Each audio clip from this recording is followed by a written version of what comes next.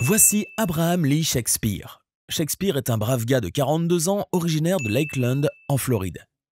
C'est un pauvre travailleur occasionnel qui gagne sa vie en conduisant des camions pour une petite entreprise du coin.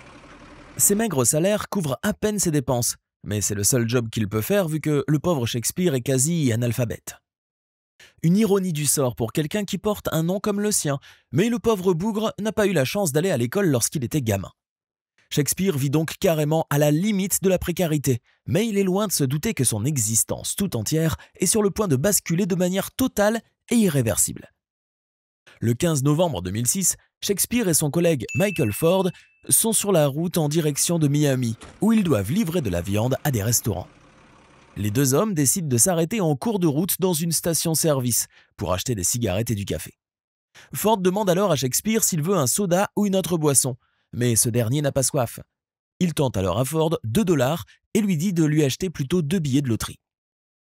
Le soir, lorsqu'il rentre enfin chez lui, totalement exténué après une dure journée de labeur, il découvre qu'il vient d'empocher le gros lot. En effet, l'un des 2 tickets qu'il possédait est le super gagnant, et la cagnotte s'élève à pas moins de 30 millions de dollars. Imagine un peu le flot de pensées qui a dû passer par la tête du pauvre Shakespeare au moment où il s'est aperçu qu'il était subitement devenu millionnaire.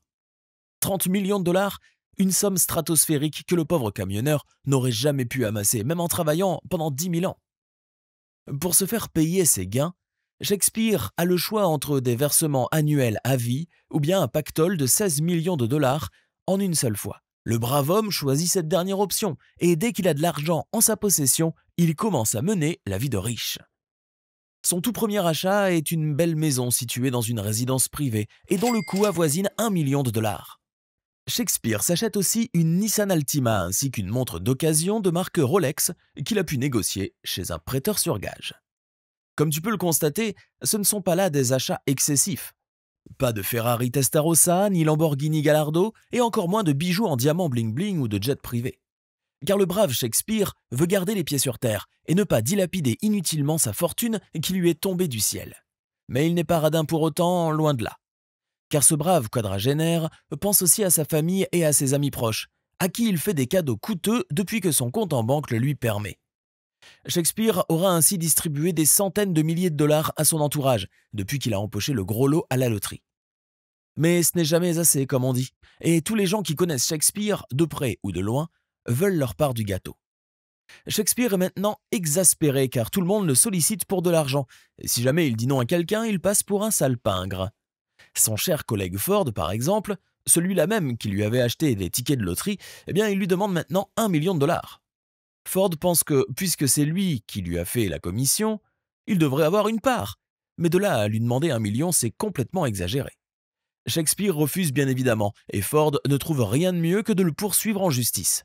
Ford déclare au juge que Shakespeare lui a volé les tickets de loterie, dont celui gagnant. Mais les magistrats ne sont pas dupes de cette fausse accusation, et la plainte de Ford est finalement rejetée.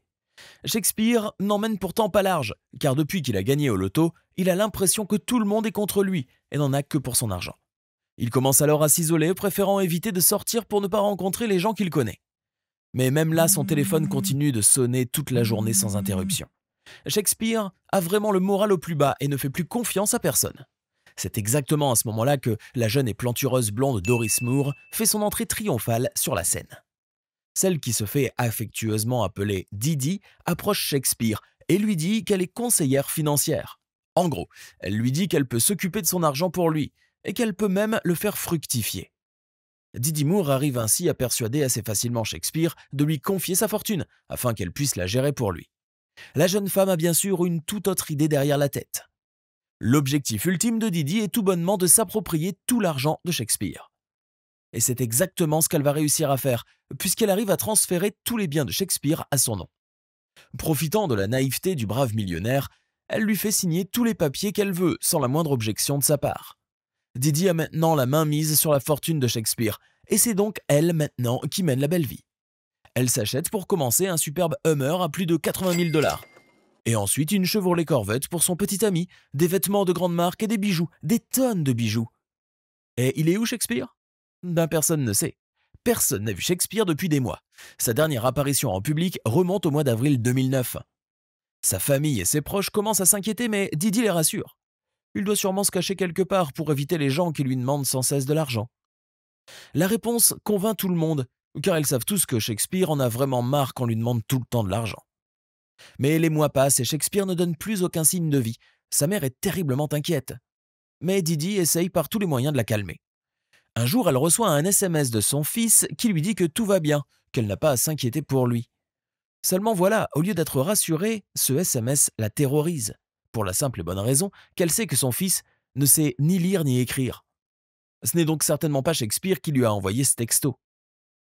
La mère de Shakespeare décide donc de contacter la police pour signaler sa disparition. L'enquête piétine au début car beaucoup d'éléments restent obscurs, mais les enquêteurs finissent par suivre l'adage qui dit « Suivez l'argent ». Ils découvrent ainsi que toutes les possessions de Shakespeare sont passées entre les mains de Didi. Confrontée à ce sujet, elle tente de se justifier, mais les enquêteurs savent qu'il y a anguille sous roche et Didi cache certainement quelque chose de terrible.